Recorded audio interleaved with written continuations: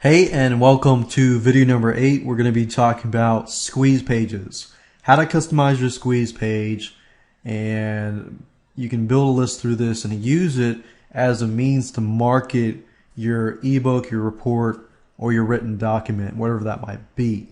So the process is this. You're going to take your squeeze page, you're going to customize your squeeze page, you're going to create your list and create a form at Aweber, GetResponse, MailChimp, or Constant Contact or anything place like that.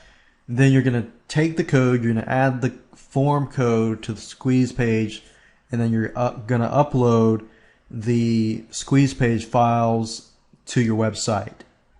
Now, some of you may not have a squeeze page.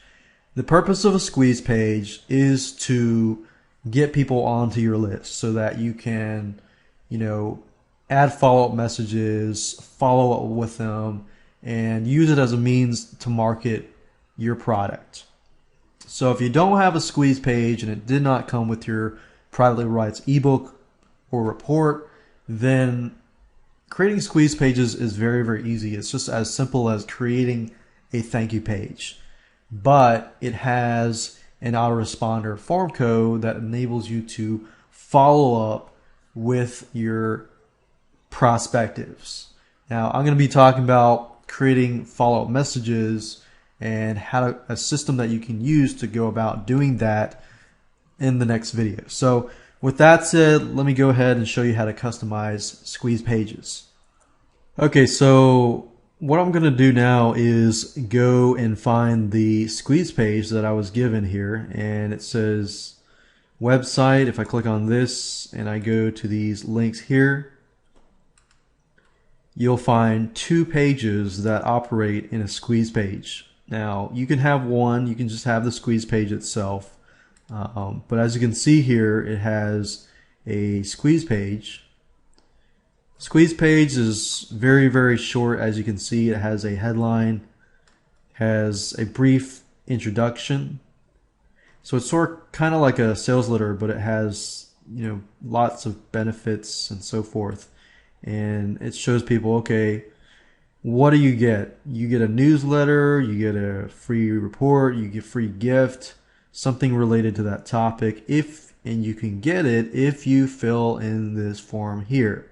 So this form here is going to have the first name and the email address, or just the email address, and then they fill it in, and then they gain access to your messages, to your follow-up messages, and so forth. Now, as you can see, it's really easy. So as long as you understand what is in a squeeze page, you can actually go ahead and create it. It's just as easy as creating your sales letter, using the Composer WYSIWYG tool. So what I'm going to do now is simply open this in the WYSIWYG tool. So I'm going to go back here, click on Edit, Open with Composer. And I'm going to go through. You can customize it if you want to, but all I need to do to make this work is to add a subscription code, form code here.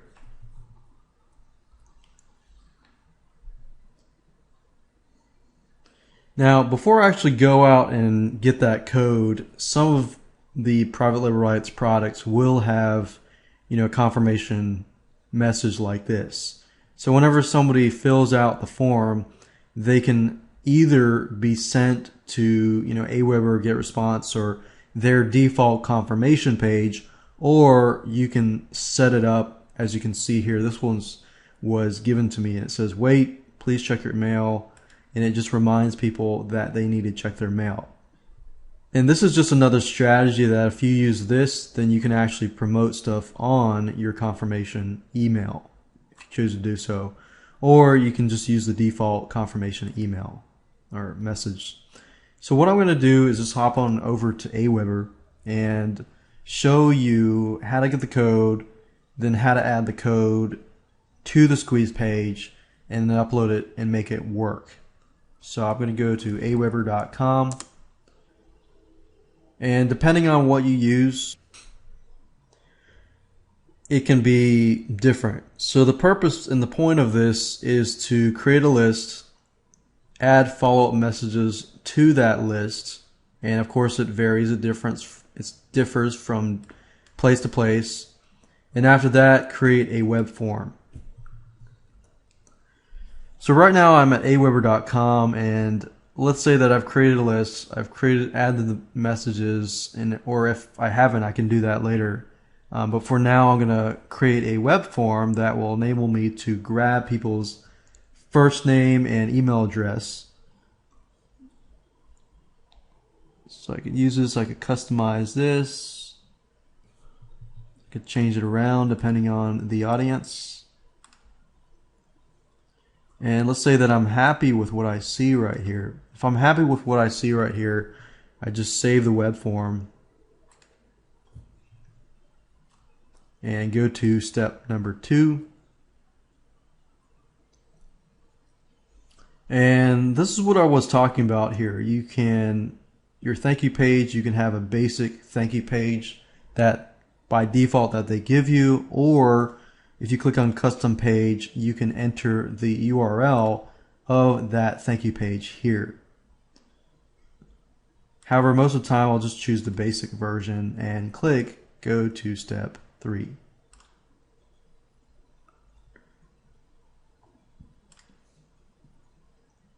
And then what I'll do is I'll just get this code here,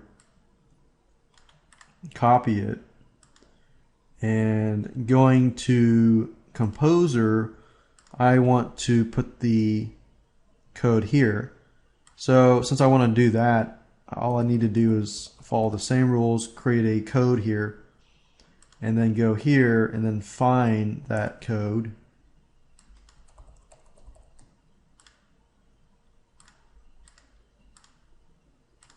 And then replace that code or that text with my autoresponder. And when you go back here, you can see that the form has been added, and you want to make sure that you test this out and it works, and that's it. And then you'll want to go to the FTP program, and then we could create a folder here, free gift, and simply drag, highlight, drag, and drop here. And if, like I said earlier, if you don't have a squeeze page, then another way you can go about doing that is simply take the sales letter,